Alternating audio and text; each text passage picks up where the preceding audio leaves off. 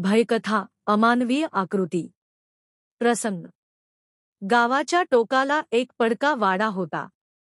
रात्रीच्या वेळी कुणीही त्या वाटेने जात नसे. लोक सांगायचे, तिथे रात्री अमानवीय आकृती फिरते. कथा सुरू. मीनल नावाची कॉलेजची मुलगी शहरातून गावाला आली होती. अभ्यासासाठी तिला शांत जागा हवी होती म्हणून ती वाड्याच्या जवळ राहणाऱ्या काकांकडे राहायला गेली. एका रात्री अभ्यास संपवून ती खिडकीतून बाहेर पाहत होती. चंद्रप्रकाशात तिला वाड्याच्या दरवाजाजवळ एक उंच सावली दिसली. ती माणसासारखी नव्हती, हात लांबलचक, शरीर वाकणतीकड, डोळ्यात लालसर ज्वाळा चमकत होत्या. मीनल थरथरली. तिला वाटलं, ही माझी कल्पना असेल, पण दुसऱ्या क्षणी ती आकृती वाड्याच्या भिंतीवर सरपटत वर गेली. भीती वाढते. दुसऱ्या दिवशी गावात चौकशी केली तर लोक म्हणाले, तिथे पूर्वी एका सराफाचा खून झाला होता.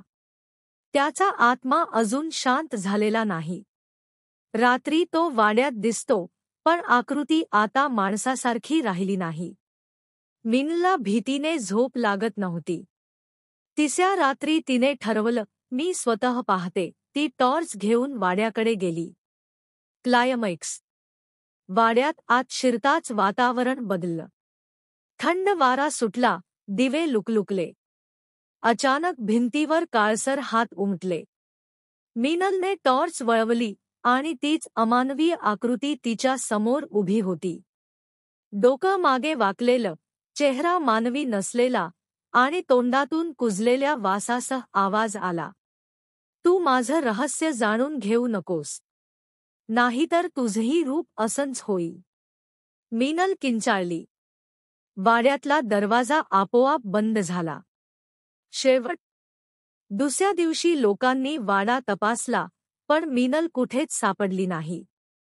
फक्त तिचा टॉर्च आणि वही तिथे होती. आजही लोक म्हणतात, वाड्याजवळ गेलात तर एकाऐवजी दोन अमानवीय आकृती दिसतात.